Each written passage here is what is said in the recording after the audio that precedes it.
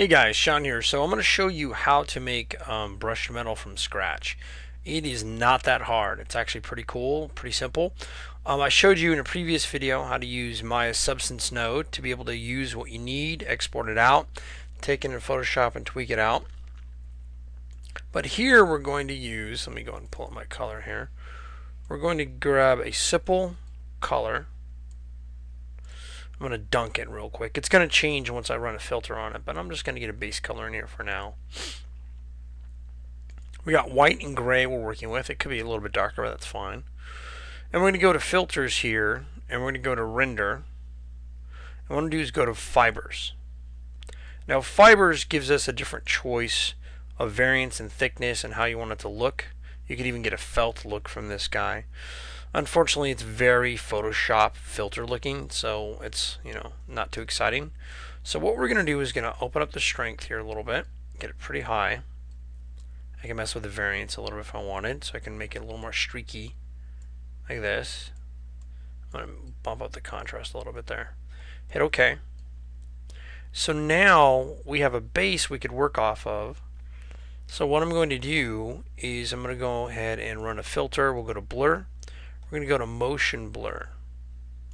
Now motion blur, what this is going to do is I increase it, will give us that fibrous look that you get from brushed steel. I could change the angle too if I want. I can still get a brushed steel type of look to it. Now the only problem that occurs when doing this is if you need a tiling texture.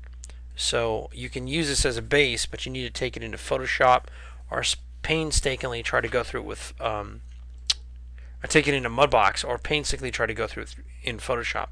Photoshop tiling is cool, but using Mudbox to be able to see it in real time, in OpenGL I should say, you can actually see how your texture is being read. And a lot of you guys need to get used to it. If you're just looking at Photoshop all the time, get used to something like Mudbox or even ZBrush. Mudbox is a bit more powerful, even Mirai, and that just allows you to be able to edit things on the fly. So there we go. We have a quick brushed metal. I can hit OK, and we can keep that as is. Now we can even tile this and put it in plates if we wanted to.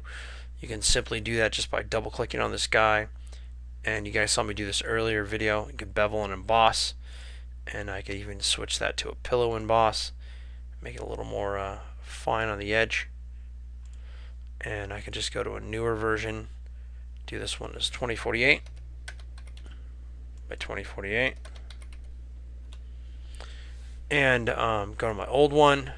Let me rip him off for a second. Drag him in. Move him into place. I have snap on, so he'll just go into place and just duplicate that layer. And you can get this nice kind of tile work in here.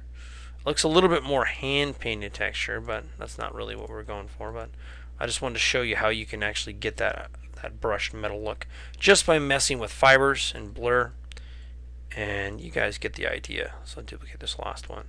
So that was a real quick tutorial. For some of you guys had that questions in a couple of my classes, and that's really fast how you can get a little tile work there. Pretty cool. Alright, that's it for this one. Yep, super short.